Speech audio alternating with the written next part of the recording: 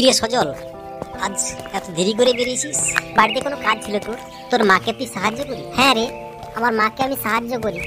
একটা দুটো কাজ না করলে হয়? মা তো একা।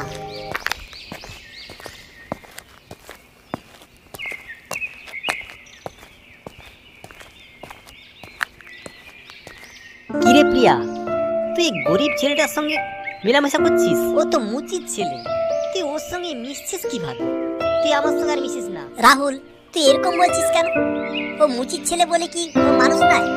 ওর কি গায়ে লেখা আছে ও মুচির ছেলে? সজল, তুই কিছু মনে করিস না রে ওর কোথায়। হ্যাঁ, আমি তো ঠিক আছি, ও না বললেও আমি তোর সঙ্গে কথা বলবো। না রে প্রিয়া, ও তো ঠিকই বলেছি, আমরা মুচির ছেলে, আমরা গরিব, তাই না? কাল থেকে আর মিশিস না প্রিয়া, তাহলে হয়তো তুই ওর সঙ্গে মিশতে আর পারবি না। আমার যত কষ্ট, আমি একা থাকবো রে। আমার জন্য তোর ক্ষতি হোক এটা আমি চাই না, কিছু মনে করিস না।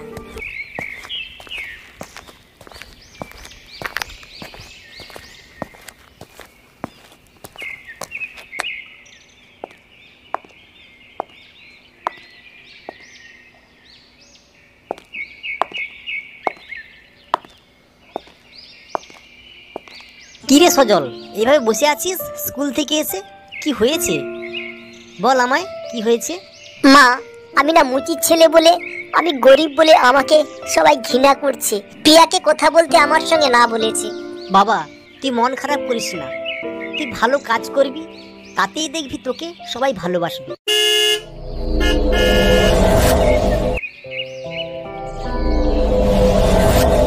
আহ উফ আহ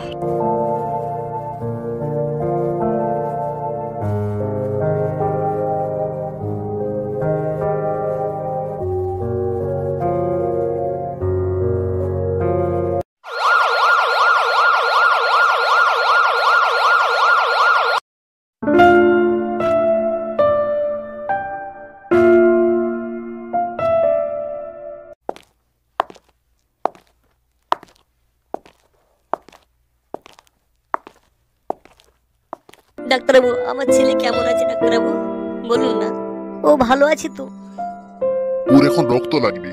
এখন আমাদের রক্ত যা ছিল সব শেষ হয়ে গেছে। পারলে রক্ত কোথাও থেকে জোগাড় করে নিয়ে আসুন। কি গো, কোথাও রক্ত পাও কিনা দেখো না, তাড়াতাড়ি আমার ছেলেটাকে যে বাঁচাতে হবে। দাঁড়িয়ে দাঁড়িয়ে দেখছো কি? তাড়াতাড়ি যাও না।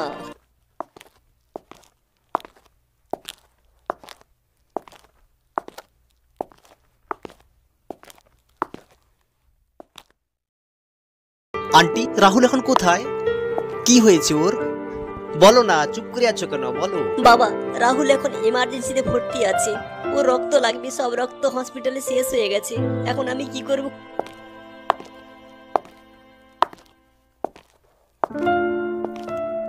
রক্ত সব জায়গায় খুঁজে দেখলাম, পাওয়া যায়নি। আর পেলাম না, কোথাও পেলাম না। কি হবে আমাদের রাহুলের?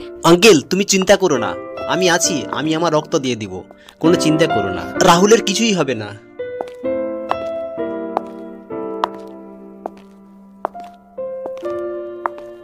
ডাক্তারবাবু, আমি রক্ত দেব, চলুন, আমাকে নিয়ে চলুন ভেতরে, চলুন। চলো আমার সঙ্গে ভেতরে চলো।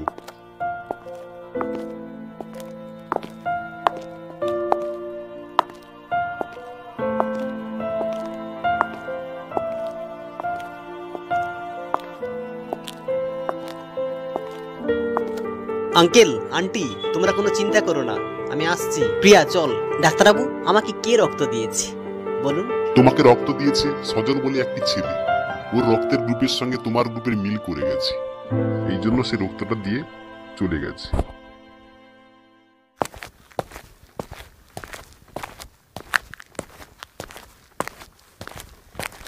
মা, সজল কোথায়?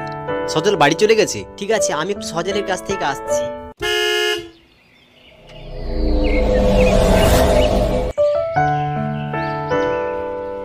সজল, আমাকে ক্ষমা করে দে, আমার ভুল হয়ে গেছে। আমাকে ওই জাত নিয়ে এবং গরিব নিয়ে কোনো বলাটা একবারে উচিত হয়নি, কাউকে ছোট করাটা উচিত নয়। রাহুল, এই যে তুই তোর ভুলটা বুঝতে পেরেছিস, এতেই আমি খুশি। আর কিছুই দরকার নাই রে, আর সবসময় কাউকে ছোট চোখে দেখা উচিত নয়। সজল চল, কাউকে ছোট না ভেবে আমরা একসঙ্গে মিলেমিশে থাকি।